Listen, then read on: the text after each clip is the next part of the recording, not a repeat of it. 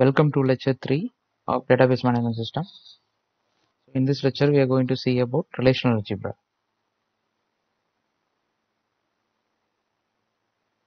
So let us take this question. So this appears in K 2019 set 2.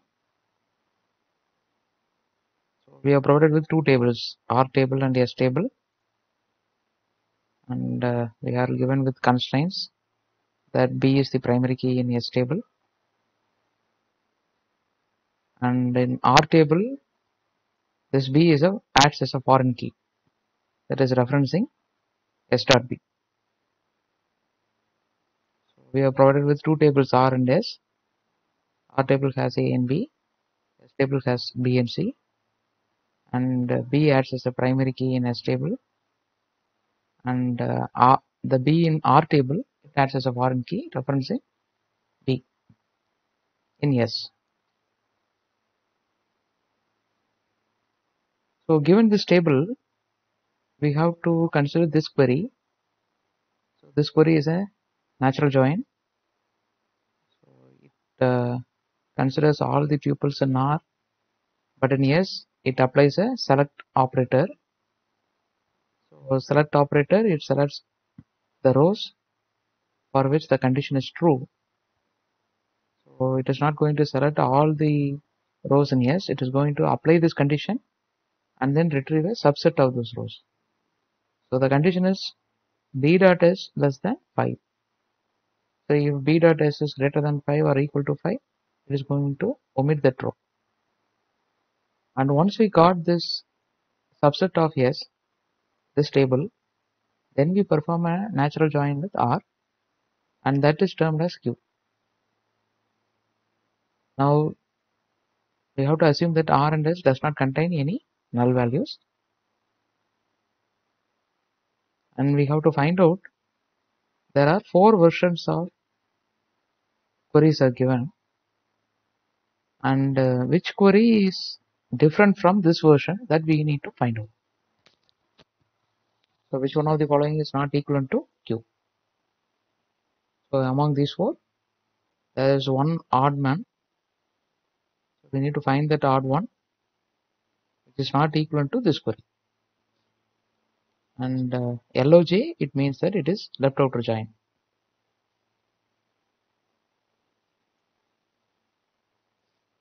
So in order to find this equivalence of ABCD versus Q,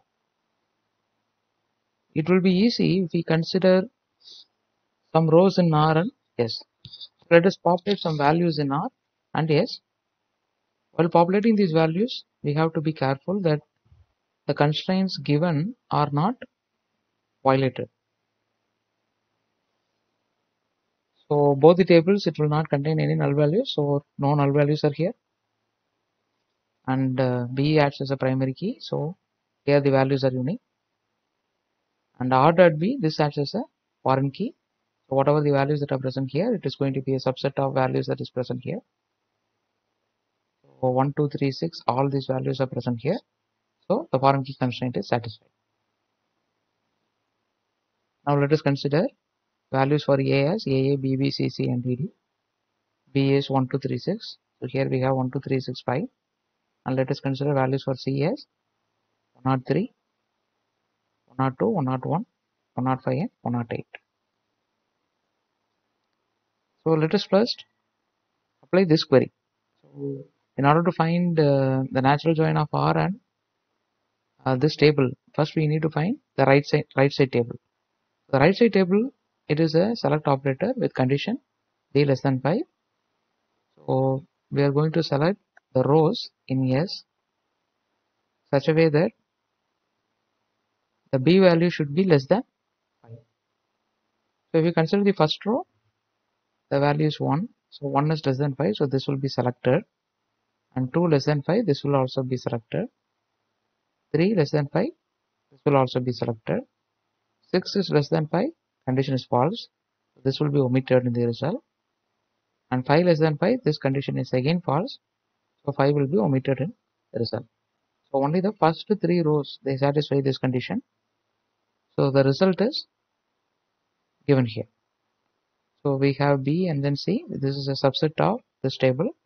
So Here we have 1, 103, 2, 102 and 3, 101. Correspondingly we have 103, 102, 101 here. Now we got the right side table. Now we have R is your left side table. Now we have to perform a natural join between these two. So this is your R and this is the right side table, and the common attribute is B. Since we are going to apply a natural join, so look at the common attribute. So here R dot B will be mapped with the B that is present in second table. So if you consider the mapping, so here we have AA1. So go to the second table, again find the records where 1 appears here. So here 1 appears in the first row. So we will get AA1, 103. And for second row, we have BB2. So in this table, right side table, we also have a row with B value 2. So if you map it, we will get BB2, 102. And similarly, we will get CC3, 101. So CC3. But what about DD6? See, for 6, we don't have a value that is available in this table.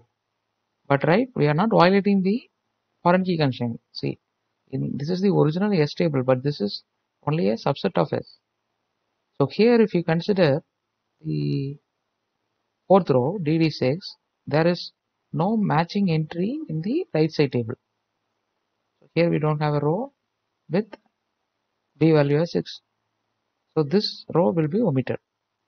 So the result of this Q is we will give 3 rows AA, BB and CC with these values.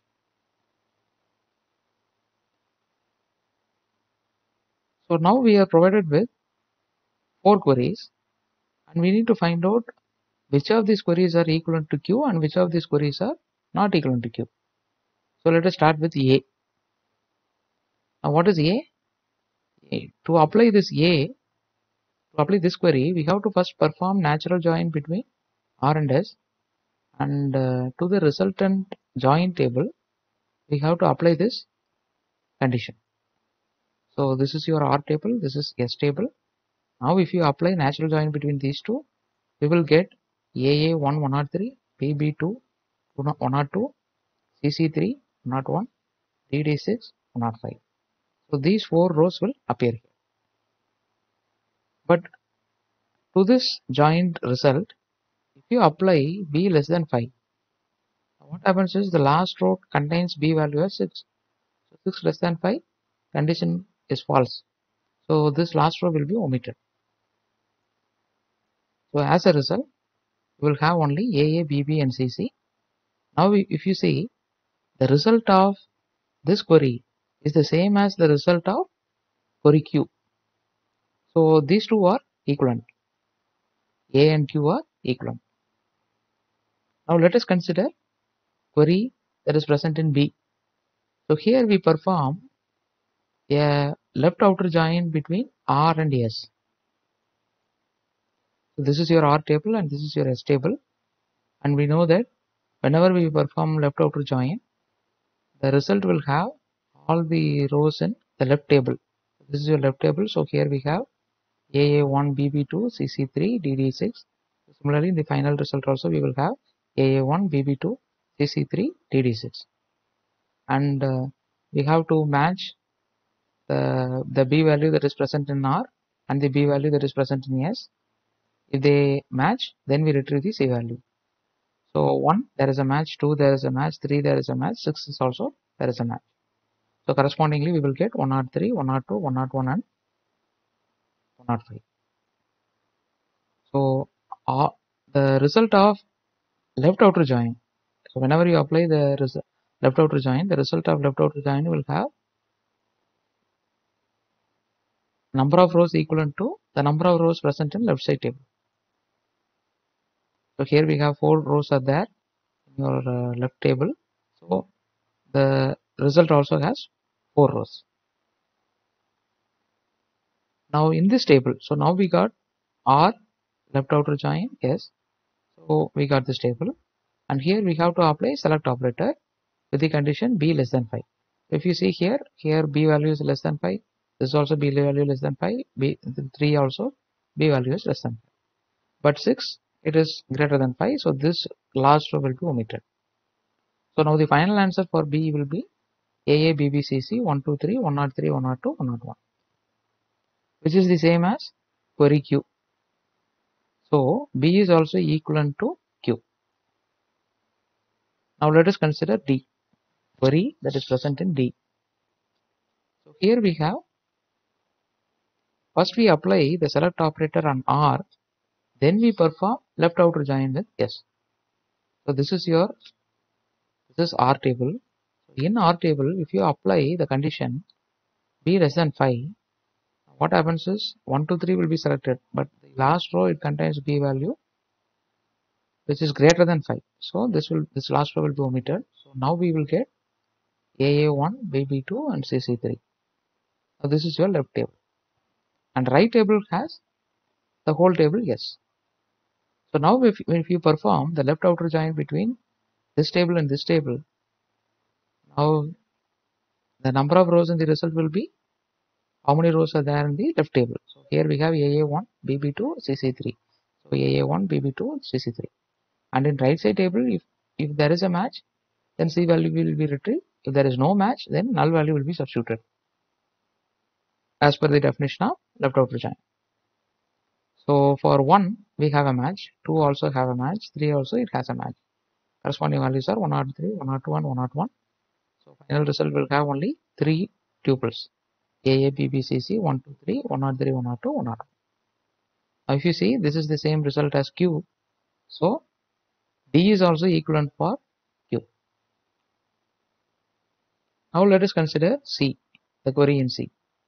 To apply this query, first we have to take the subset of S. So S contains this entire table. So here we have to select only those rows where B value is less than 5. So the first 3 rows will be selected. And the left side of this outer join is R table. So R table, the entire table is there. Now we have to perform left outer join between these two tables. So the result will have how many rows are there in the left table, that much number of rows will be there in the result. So here we have 4 rows are there, AA1, BB2, CC3, DD6. So we have these 4. And if there is a match in the right side table, C value will be substituted. If there is no match, then null value will be substituted. So for 1 there is a match, 2 there is a match, 3 there is a match. For 6 we don't have a corresponding tuple here. So null value will be substituted for C. So for 6 null value will be substituted. So this is the result of C. So C contains 4 rows, but the number of rows that are present in Q is only 3. So as you can see, this query in C, it is not equivalent to Q. So the answer is C.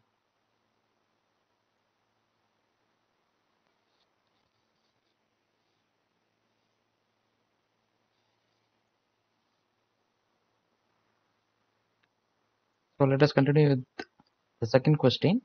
This appears in GATE 2017. So we are provided with a database. The table name is CR and it has 2 columns, student name and course name. And we are provided with this entire table. So the sample data is given, and given this query T1 and T2, we need to find out what is the result of this T2. So let us first see what is present in T1. So T1, it takes the CR table. So this is your CR table. Then applies a select operator. Student name is equal to SA.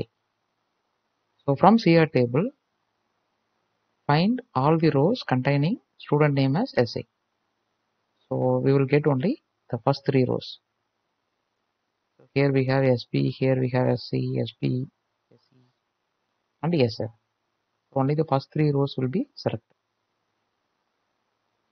Now that we are renaming it as, we are going to select only the course name from these rows. So the course name, corresponding course names are CA, CB and CC, and we are calling that as T1. We are renaming this result as T1. So now T1 is a table containing only course name, and how many rows are here? So we have only 3 rows, CA, CB and CC. Now coming to the second part of the query. Now T2 is formed by taking this T1 and CR. So from CR table, we are going to divide T1. So this is your T1. So CR divided by T1 will yield T2. So what is a division operator? So the division operator for this particular example, it is like, now student SA, he has taken up 3 courses, CA, CB and CC. The objective of applying division operator is, we are going to find out who are all the classmates of SA in all the 3 courses.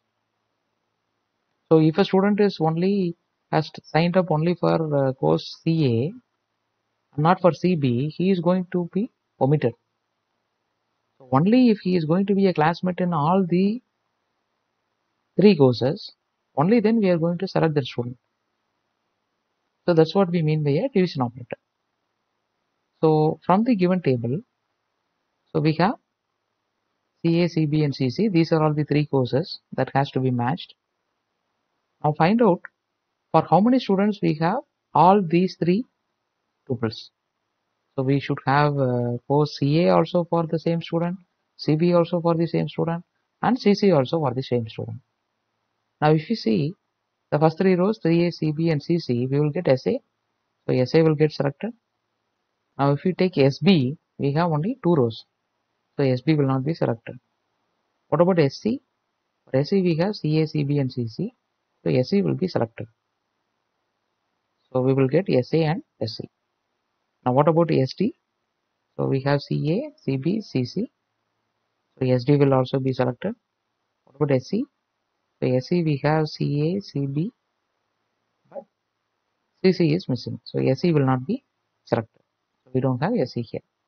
And the SF, we have CA, CB and CC last 3 rows. So SF will also be selected. So if you look at which are all the rows or student names omitted, so who are not the classmates of SA in all the 3 courses, it is SB and SE. So now the final result T2 will have SA, SC, SD and SF. If you go back to the question is how many rows are returned in the result, in the query result. So the number of rows in the query result is 4.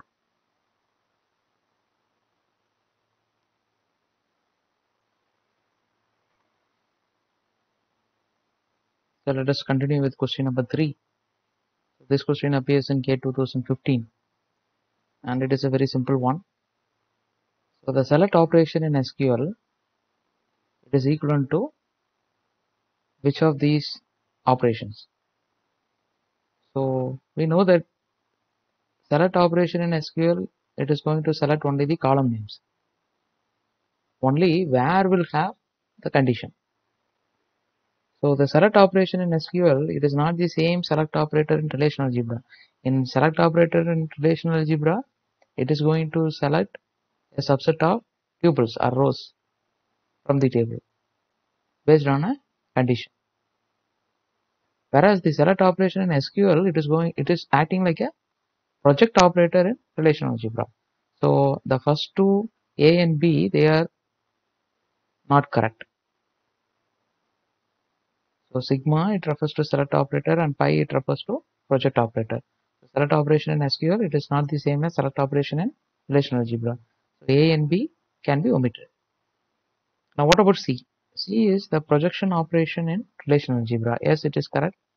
And D, the projection operation in relational algebra, except that select in SQL retains duplicates. So the main difference between SQL and relational algebra is, in SQL, whenever we have duplicates, whenever we have the rows with same values for all the columns, it will be retained in the result. Whereas in relational algebra, the results are considered as sets, and as a result, set cannot have any duplicate values. So in relational algebra, we will never have any duplicates. All values will be unique. Whereas in SQL, it will retain duplicates. So among C and D, the most apt answer is D.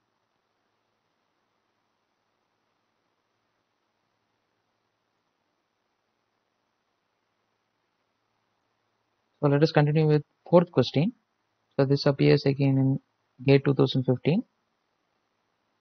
So we are given with two relations, R1 and R2. R1 is having two columns A and B. R2 is having two columns A and C. And the rows are given. So R1 has two rows, 1, 5, 3, 7. These are the values corresponding for A and B. And R2 is also having two rows, 1, 7 and 4, 9. These are the values corresponding to A and C. Now we are given with R.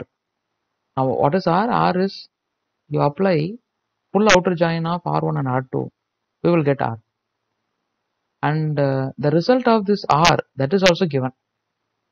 So result of R will have A, B as well as C. So ABC values are given, and these rows are, these tuples are renamed as A, B, small a, small b, small c, small d, small e, small f and small g. Now if you put everything in the table form, now R1 has AB, right? So two columns are there, and then the tuples are 1, 5 and 3, 7. R2 has 1, 7 and 4, 9, and the column names are A and C. Now R has the rows as 1, 5 null. So these are corresponding values for A, B and C. Similarly B, 1 null 7, C is 3 null 9, and D is 4, 7 null, E is 1, 5, 7, and F is 3, 7 null, and G is 4 null. So this is the given R table. Now let us not consider this R table for now, because let us find this full outer join from R1 and R2 itself and see what will be the answer. So we are given with this R1 table and we are given with this R2 table, and we are applying a full natural outer join. So that means what is the common attribute between these two tables? It is A. So with this common attribute, we can apply a full outer join. So we have R1, we have R2. This is the result of full outer join. So full outer join will have all the rows in R1 as well as all the rows in R2. And full outer join is a result of left outer join union right outer join. So first let us apply left outer join. So if you apply left outer join between R1 and R2, the result will have the number of rows in R1. So number of rows in R1 is 1 and 3. Similarly, the result will have 1 and 3. The one in yellow are the results of left outer join, and the one in green, these are the results of right outer join. So if you consider the first two rows, 1 and 3, these are coming from left outer join, and the B value is 5 and 7. And we have a corresponding match for 1. So for 1, we have C value 7. But for 3, we don't have a corresponding match in R2. So for C, null value will be substituted. So this is the result of left outer join. Now consider the right outer join. Now right outer join, it will have all the rows in right table. So we will have 1, 7, 4, 9. So we will have 1. Now C value is 7, and 4 is A value, and 9 is C value. So 1, 7, 4, 9 is there. And what about corresponding match in left table? So here we have 1. So 1 matches and 5 will be retrieved and it will be placed here. And for 4 we don't have a match here. Now as a result, for B value, null will be substituted. So null is being substituted here. So if you look at the output of full outer join with R1 and R2, the given rows, we will get this result. Now let us go back to the question. Now the question is, which of the following statements is correct? So what does R contains? So whether R contains A, B, E, F, G, whether C and D are present, or whether it contains everything, or whether it contains E, F, G and A, B is not there, whether it contains only E but not F and G. So this is what we are going to determine. Any one of A, B, C or D will be true. So if you consider the names that are given to these rows, it is A row is 1 5 null, B row is 1 null 7, C row is 3 null 9. Like this, these are the names that are given for each of these tuples. Now if you see then 157 appears as E. So this is the row ID is E. And similarly 37 null. 37 null is F. And 157, so 157 is E. So again, right, these are duplicate. The first row and third row are duplicates, and we know that in relational algebra duplicates are not allowed. So as a result, after removing the duplicates, you will get 157, 37 null, 4 null 9, and the names that are the row names are E, F, and G. So if we match with what has been given, the final result contains only E, F, G. It is not having any A, B, C, D. So A, B, C, D is not there in the final result of outer join. So if you, let us go back here. Now A says R contains A, B, E, F, G but not C, D. So A, B is not there in the final result. And similarly, R contains A, B, C, D, E, F, G. R doesn't have A, B, C, D. And what about D? R contains C but not F, G. No, F, G is also there in the result. So the answer will be C, where R contains E, F, G. So R contains E, F, G. And A, B is not there. A, B is not there. So C is the final answer. These are the references.